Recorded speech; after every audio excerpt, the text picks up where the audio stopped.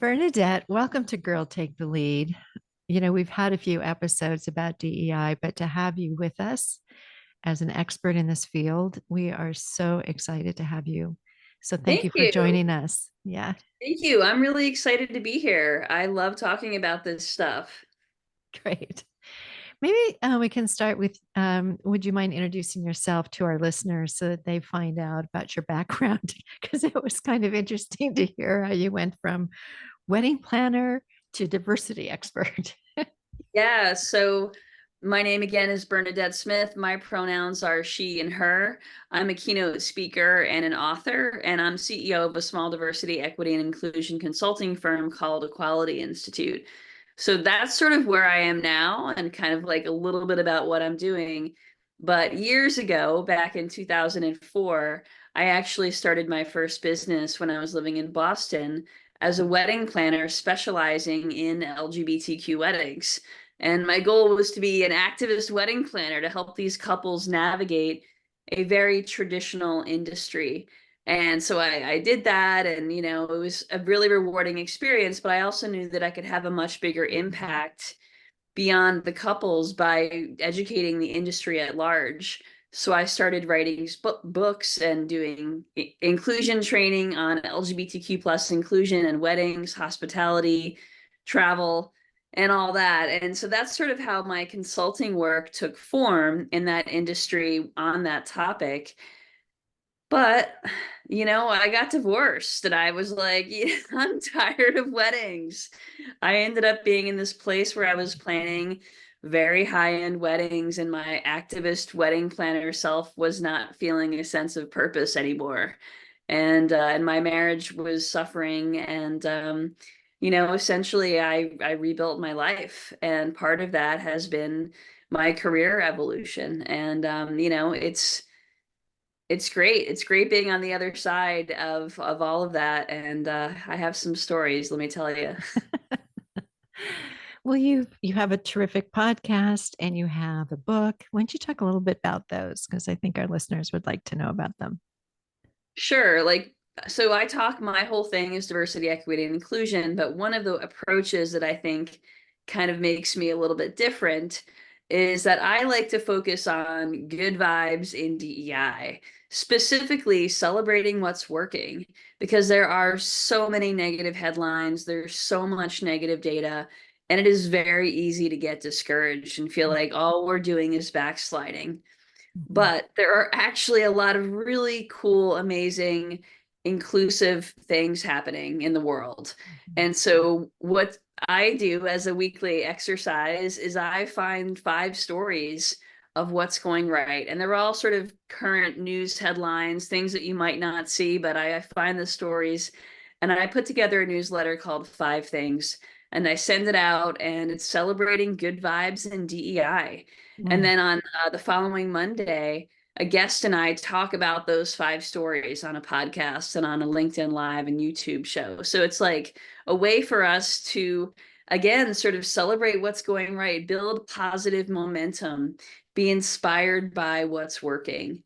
Mhm. And I love talking about this. Keeps me energized. Yeah. And your book was filled with positive stories that companies were doing. Why don't you talk a little bit about your book? So my book is called Inclusive 360: Proven Solutions for an Equitable Organization.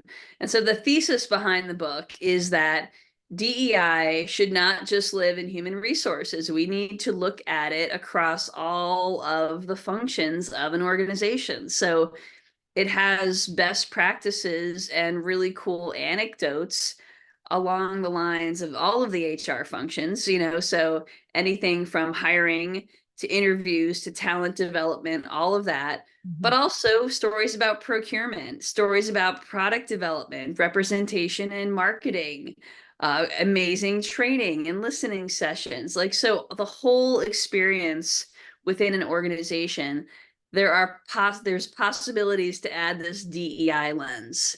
And so Mhm. the book is about identifying how we're looking at DEI through an entire organization, because everyone has a role to play. It's not just sort of the role of HR. Right.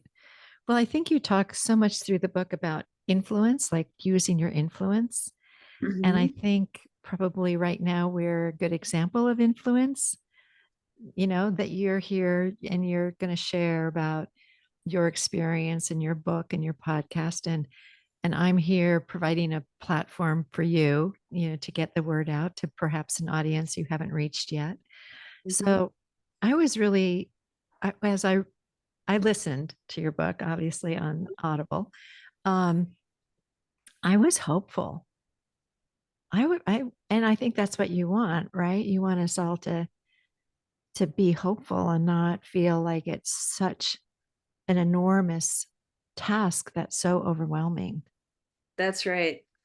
That's exactly right. And I'm really glad that you've left with a feeling of hope because that is my brand, to be honest. It really is. And I hope that comes across in everything that I put out into the world. And honestly, that's how I feel. I really do have that sense of genuine hope because I talk to people all the time who have really good intentions and who are really looking to do the right thing as it relates to DEI, but they just get overwhelmed. They don't know where to start. There's this sense of if I get it wrong, I'm going to be canceled. What if I say the wrong thing? There's so many reasons that folks get overwhelmed, and that sort of continues the status quo. And one of my goals within the book was really to simplify it and to say, it doesn't have to be rocket science. And in Right. fact, there are so many excuses that we can come up with for not doing this work. Well, Okay. I wrote this book to get rid of the excuses because you want some solutions, you want to know how to do it, like here, this is how Yeah. to, it's very, very practical. Your book was definitely, I think, we've had a few guests on that have talked about DEI, and it's hard to get started. But I think your book kind of gives everyone this is, you can start anywhere. Mm-hmm. There's no right way to do it. You can just dig in and start something. Yeah. I, I'm I I'm it makes me so happy to hear that you get it and that the book resonates with you and that it's effective. I wrote it a few years ago and I am still very proud of it. So thank you. Yeah, and your podcast is your platform to keep it updated, for Mhm. all of us to. Eventually, yeah, you can bet there's going to be a second edition. Oh, but it was so good to hear some of the positive stories, especially in some of the big companies, because they seem to be less nimble and flexible. But you gave us a lot of examples there. One of the things you and I spoke about, was a backlash, a DEI backlash. Can you explain that a little bit more to our listeners? Yeah, I mean, essentially it's a I don't know how to talk about it without being political, to be perfectly honest, because it's really a right wing Mhm. backlash to DEI that's essentially putting DEI under attack through legislation, anti-LGBTQ legislation, legislation banning uh, race discussion in schools, LGBTQ discussion in schools. So there's that kind of backlash. And of course, the overturning of affirmative action by Mhm. the US Supreme Court, is a form of backlash as well. And so there's kind of a lot of negativity out there. Like there are a lot of reasons that one could be discouraged. Mhm. And then there are DEI layoffs, employees being laid off. So there's that piece as well. So, there are some folks who are saying that DEI is over. And I will tell you that it is here to stay. Yay. I hope so. I can't imagine. I had the opportunity, before I retired a couple of years ago, to see within my own organization at the time how it was okay to be who you were. Mhm. I had 42 years of being silent um, assimilating, Mhm. trying not to be different at all, even though the last name was Chavez. It was pretty obvious I was different. Uh-huh. But, try and be under the radar. Don't, you know, cause any waves. And what I saw happening just before leaving was no, like make some waves. Like, yeah, Mm. have an interest group. Let all the Latinas get together and talk, about common issues. And that made me feel good. That made me feel That's great. hopeful. I'm glad. That must have been really heartening. It was. I mean, because I could see how, I've had somebody on who helped me deal a little bit with the assimilation strategy and say, hey, a lot of this didn't come into law until recently. And, Mm. that was how we survived. We were one of a kind. We were the ones who were kind of sitting in the front row in your graduate school in business and with a Samsonite briefcase and totally being in fear, Yeah. just rigid fear, whatever, because we just didn't know. We didn't know how to navigate that.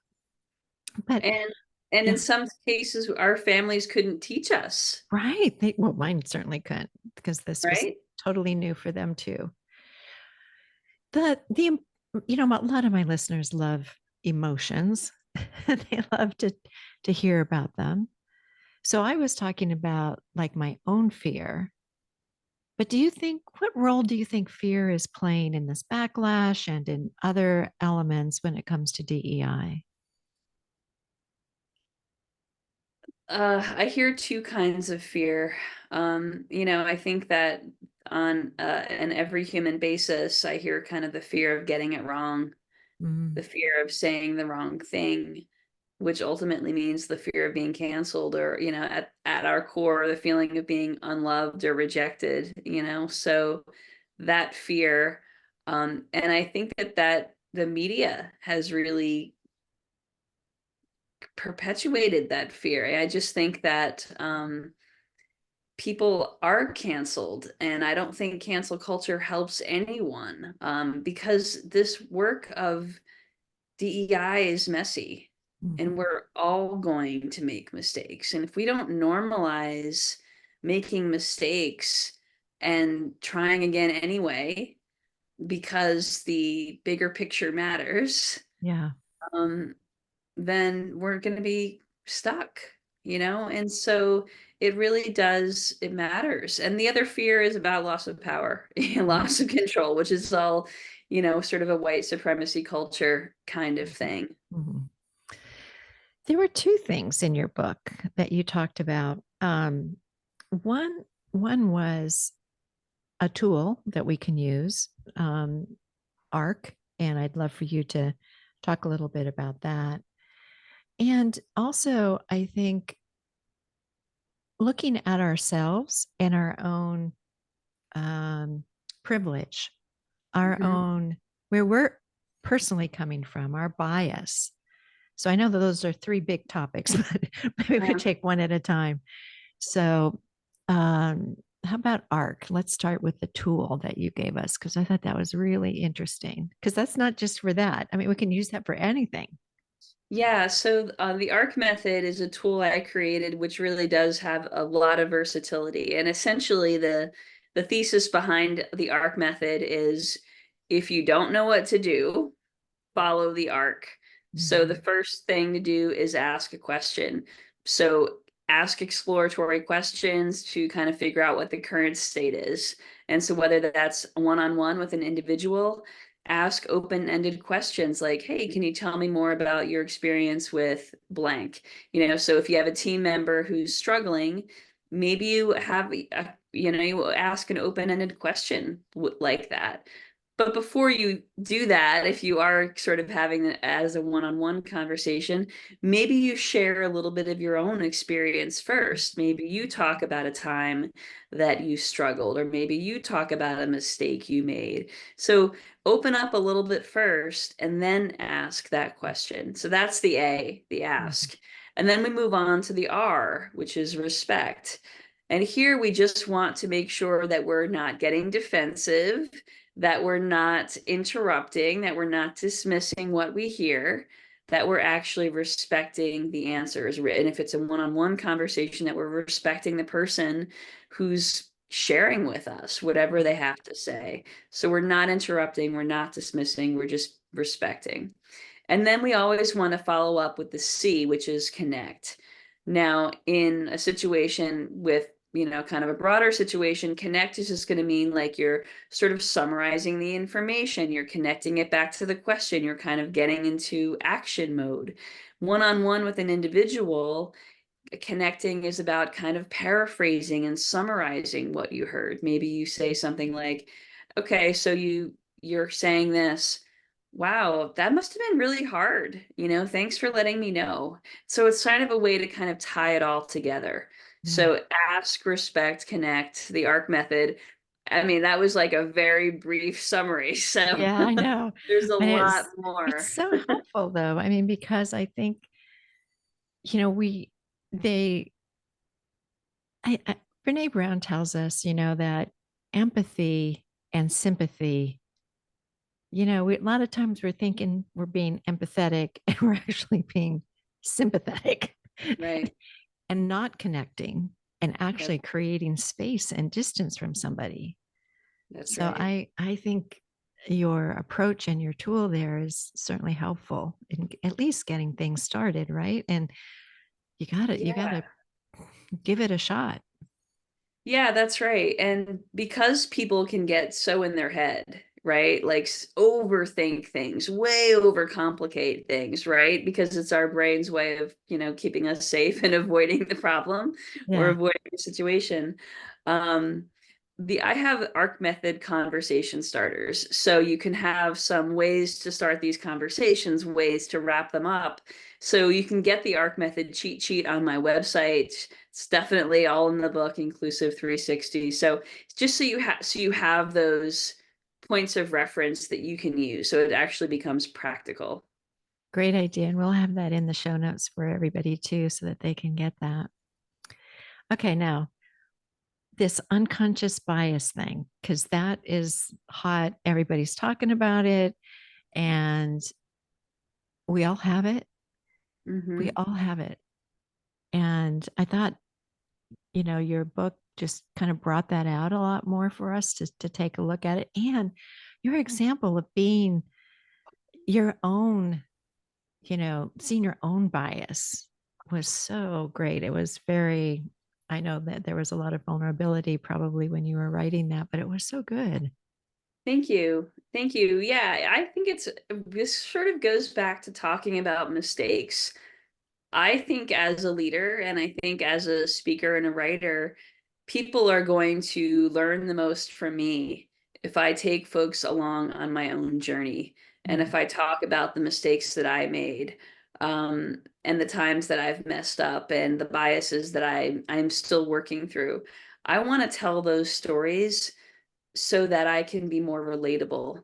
Mhm. At the end of the day, it's my mission to reach as many people as possible and to bring as many folks along on this journey as possible. And so if that means that I'm making fun of myself and talking about my mistakes because I know it's going to affect people, then yeah, let's do it. The reality is that biases are a form of assumptions. And we all go around making assumptions about other people. Mhm. We all go around essentially stereotyping, but they're shortcuts, right? And so I talk about, mistaken assumptions like broken gaydar, how I asked a woman out who was straight kind of thing. I talk about that because that's essentially, I stereotyped her, right? Right, And right. stereotypes are kind of a form of bias. So, we all do these mistaken assumptions, every single one of us. And, Absolutely. and the mistaken assumptions also sort of cause us to subconsciously assume that people who look like us, who check similar demographic boxes to us, are safe, Mhm. right? Because we subconsciously believe that people who are like us, they're more familiar, they're more comfortable, they're more safe. And that's how it plays out in leadership roles. Mhm. That's how people who look like the other people who came before continue to rise in leadership roles. And so it's all related. Yeah. Well, I can remember hiring people, and the question would be, are they a good fit? Yeah. Right.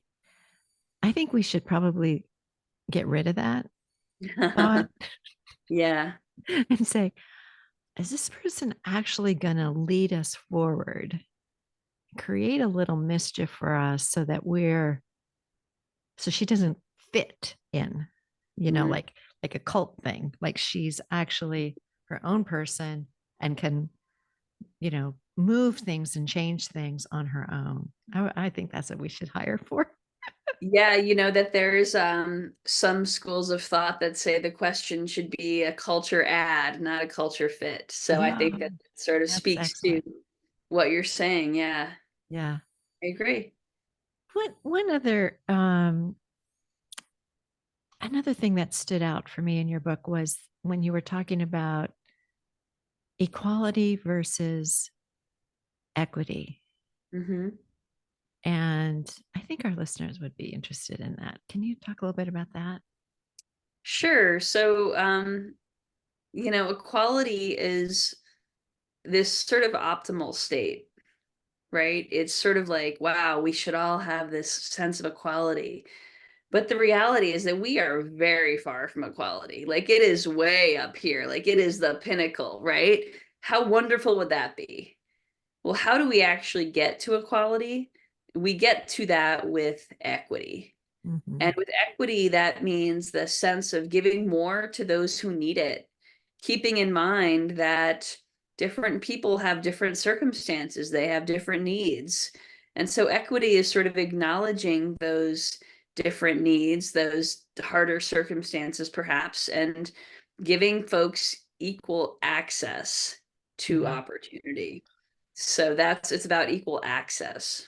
Can you give the example that you did in the book about the tall versus Oh, and then there's like a little bench or something that kind of that was rather yeah, so cute. there's a graphic. You can probably Google it, Google image search it, but it's a graphic in which there are three kids trying to watch a baseball game.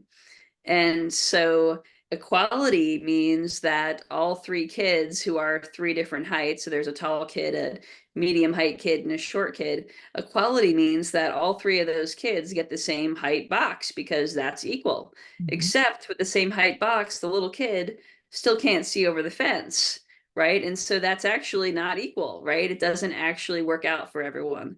But equity means that the shorter kid is getting the taller box so Mhm. that the shorter kid can actually see over the fence just like the other two kids. So equity is giving more for those who need it, in this case the shorter kid.